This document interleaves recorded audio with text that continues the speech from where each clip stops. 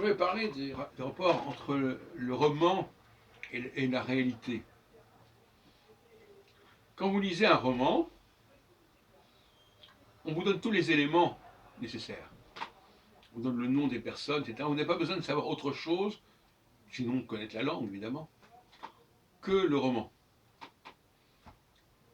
Quand vous lisez le journal, vous devez savoir infiniment plus de choses que vous devez apporter vous-même, qui ne sont pas forcément fournies par le journal. Le journal va se référer à des choses que vous êtes censé savoir, que le lecteur avisé est censé connaître.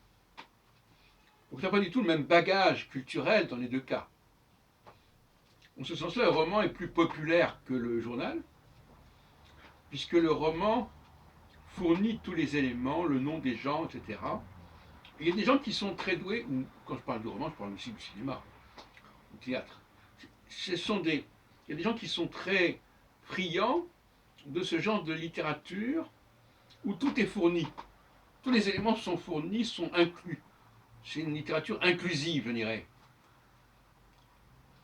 Et puis, qui souvent, au niveau de la culture générale, c'est la culture qui n'est pas la culture inclusive, celle du roman que vous êtes en train de lire. La culture générale, c'est des choses que vous êtes censé savoir, qui font partie d'une sorte de culture orale par certains côtés, à la limite.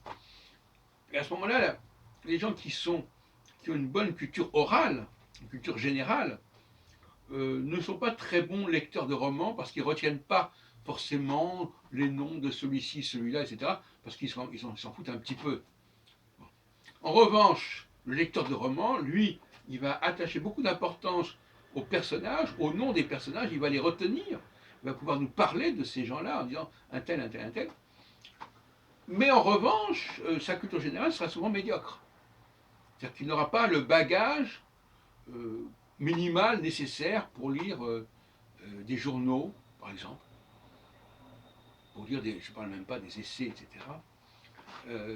Il sera beaucoup plus à son aise dans tout ce qui est le roman, le film, le téléfilm, éventuellement la pièce de théâtre. Enfin, autant d'éléments où il n'y a pas d'éléments nécessairement extérieurs à contrôler et à connaître.